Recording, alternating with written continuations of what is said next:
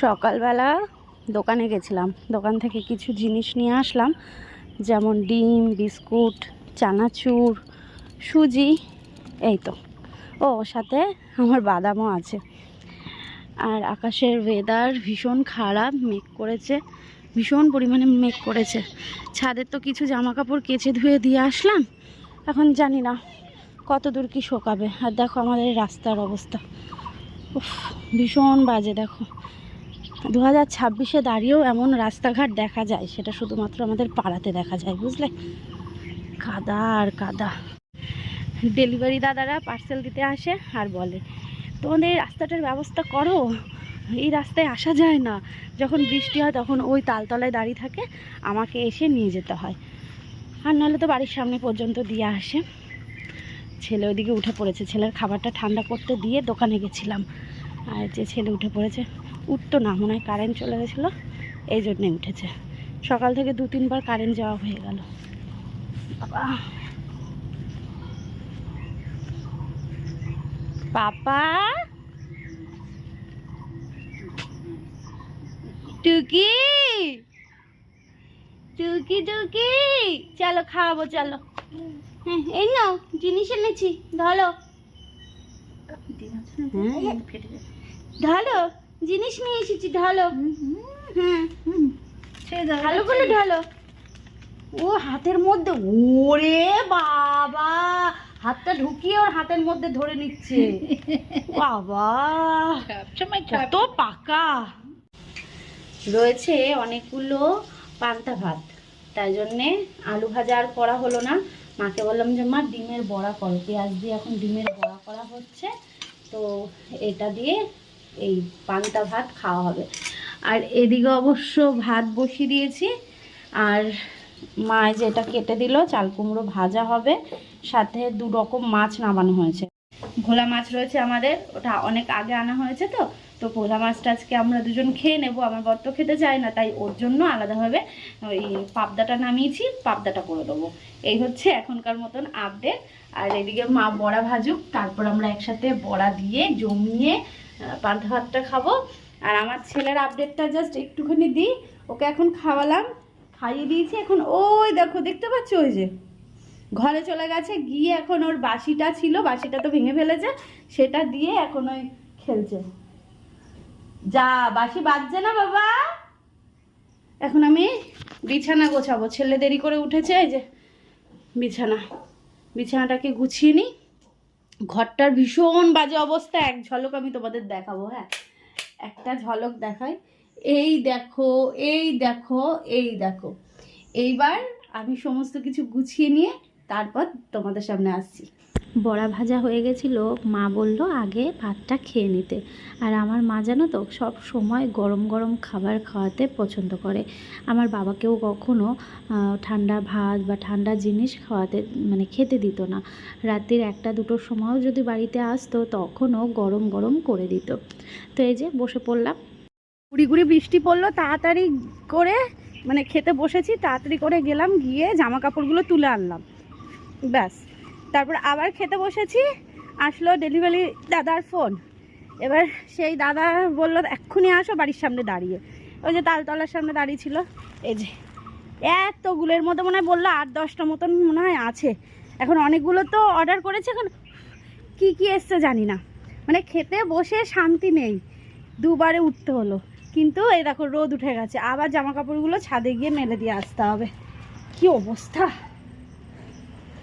পাপা। আর আমার ছেলে তো, ওর খেলনা এদিকে ছড়িয়ে রয়েছে, এই দেখো, আর ও ওইদিকে।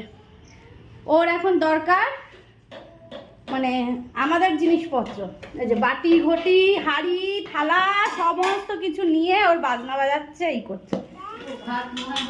হ্যাঁ আমি নামিয়ে দিচ্ছি। ঘরে অনেক কাজ, বিছানাটাকে গোছাবো, সাথে জামা কাপড় সমস্ত লণ্ডভণ্ড হয়ে রয়েছে, সেইগুলোকে গুছিয়ে জায়গা মতো রেখে দেব। তো ওইগুলো করতে করতে আমি যদি রান্নাটা পরে করি তাহলে তো দেরি হয়ে যাবে। তো এইদিকে রান্না বসিয়ে দিয়ে আমি ওইদিকে ঘরে কাজ করছি। আজকে রান্না হচ্ছে ওই চাল কুমড়ো ভাজা, আমাদের জন্য ভোলা মাছের ঝাল, আর আমার বরের জন্য পাবদা মাছ, কারণ ও ভোলাতেও খেতে চায় না।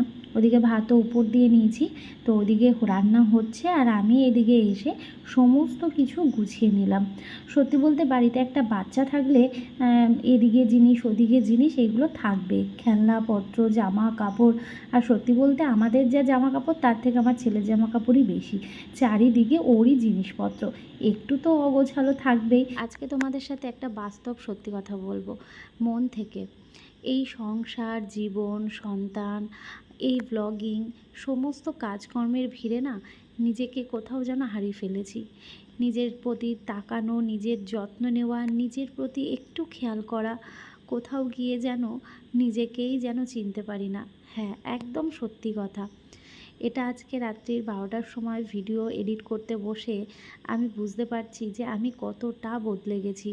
একটা মানুষকে বা একটা মেয়েকে কতটা বদলে দিতে পারে একটা সংসার, একটা ব্যস্ততম জীবন, একটা সন্তানের কাজকর্ম নিয়ে সন্তানকে মানুষ করা, এই সমস্ত কিছু একটা মেয়েকে কতটা বদলে দিতে পারে।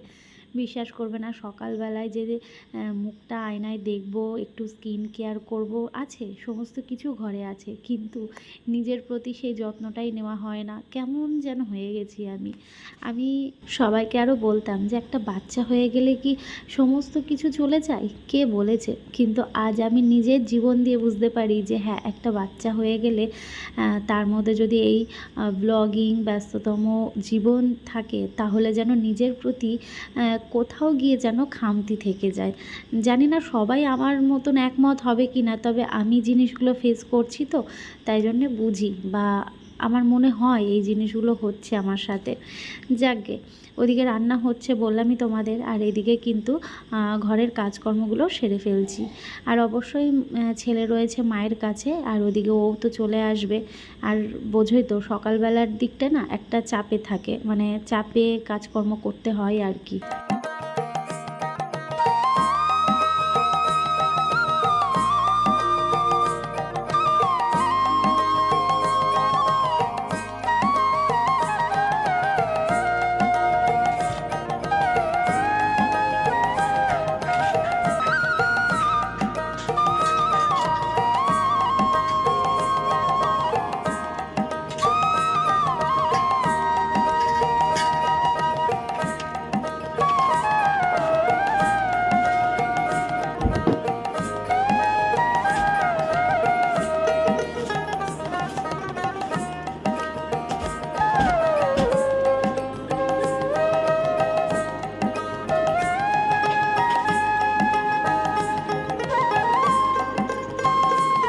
এদিকে বাসি বিছানা গোছানো কমপ্লিট, এমনকি এই জায়গাটা মানে আমাদের বেডের পুরো পাশের জায়গাটাতে একদম সমস্ত প্রোডাক্টস এসে জমেছিল, তো সেইগুলোকেও একদম সুন্দরভাবে গুছিয়ে নিয়েছি।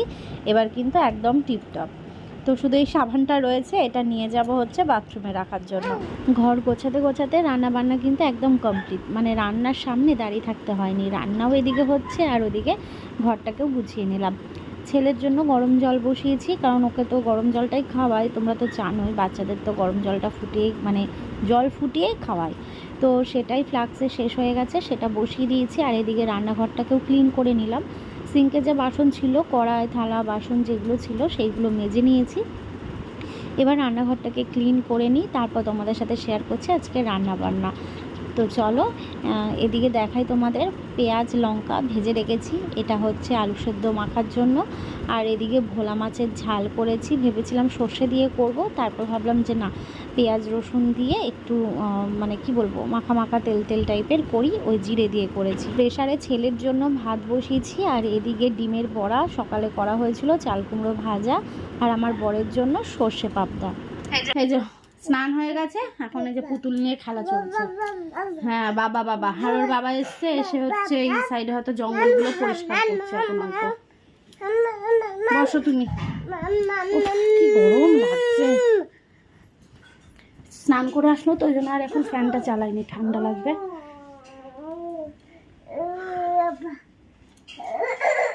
ছেলেকে খাইয়ে বরকেও খেতে দিয়েছি, আর মা বলল পরে খাবে, যেহেতু সকালবেলা পান্তা ভাত খাওয়া হয়েছিল। তারপর আমি স্নান করতে যাওয়ার আগে এই দিকে গুছিয়ে গেলাম।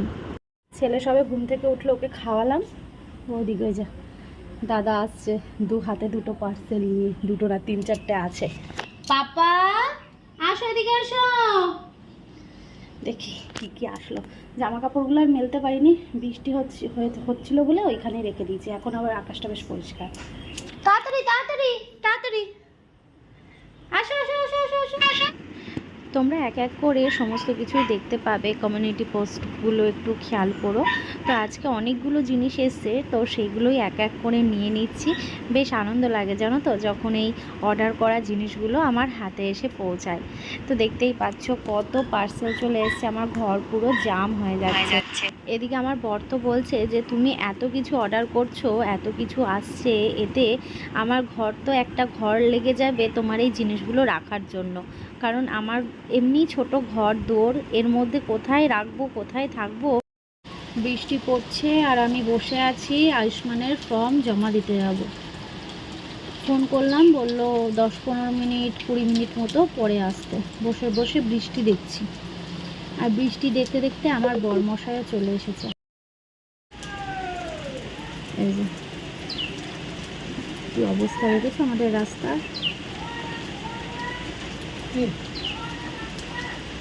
আরে আমি যা বলি আমার কথা ভয়ঙ্কর। আকাশ পরিষ্কার, বৃষ্টি হবে না। পরিষ্কার হয়ে গেছিল তো। হ্যাঁ, তো আমি জানি তো, আমি বৃষ্টি হবে এটাও তো বললাম। তুমি বলেছো 7টায় বৃষ্টি হবে, তুমি বলনি যে 5টায় বৃষ্টি হবে। আমি বলেছি যে তোমাদের মেলায় যাওয়ার আগে বৃষ্টি হবেই, এটা বলেছি। তুমি মনে করে দেখো, বললাম বৃষ্টি হবেই, কারণ এই যে আকাশটা না, দেখা গেছে কিছুটা জায়গা পরিষ্কার, আমি বাইরে বেরিয়ে দেখলাম, বাকিটা এই জানো বলছি কি, মানে বইয়ের মানে মানে কি করে কথাটা বলবো, মানে বইয়ের ভালোবাসা পেলে ভুঁড়ি নাকি ছেলেদের বেড়ে যায়। ভুঁড়ি বাড়ছে না, এটা হাওয়া ফুলে গিয়েছে। হ্যাঁ দেখেছো, দেখো মানে কি আর বলবো, কিছু বলার নেই। ওই দিদিভাই বললো যে পরে যেতে 15-20 মিনিট, আধ ঘন্টা এই বসতে গিয়ে, তারপরে যে বৃষ্টি চলে আসলো, এখন তো আরো অন্ধকার করে আসছে। হ্যাঁ বললো যে আমি পঞ্চায়েত থেকে বেরোচ্ছি, তুমি আসো কিছুক্ষণ পরে আসো। ওই জন্য বসে রয়েছি, বসে থেকে থেকে বৃষ্টি নেমে গেল। আজকে আমাদের প্ল্যান ছিল মেলায় যাব জানো, কিন্তু আজকে বৃষ্টি। সকালবেলা বৃষ্টি হচ্ছিল, তারপরে দুপুরবেলা বেশ ভালো রোদ তো উঠলো, ভালো ইয়েও লাগলো। তারপরে এই যে এখন 5টা থেকে আবার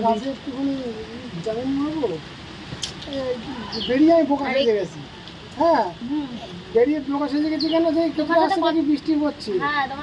এবার আমি দেখলাম তাদের কাজ করলে তো ভাই দিব্যি কাজ করতে পারতাম, আমার আজকে দিনটা ফালতু ফালতু এই বেলাটা নষ্ট হয়ে গেল। সেটাই, আরো এক পিস করে কাজ হয়ে যেত। হ্যাঁ এই দেখো পাশে ব্যাগ নিয়ে বসে রয়েছি এখানটায়, আয়ুষ্মানের ফর্ম জমা দিতে যাবো তার জন্য।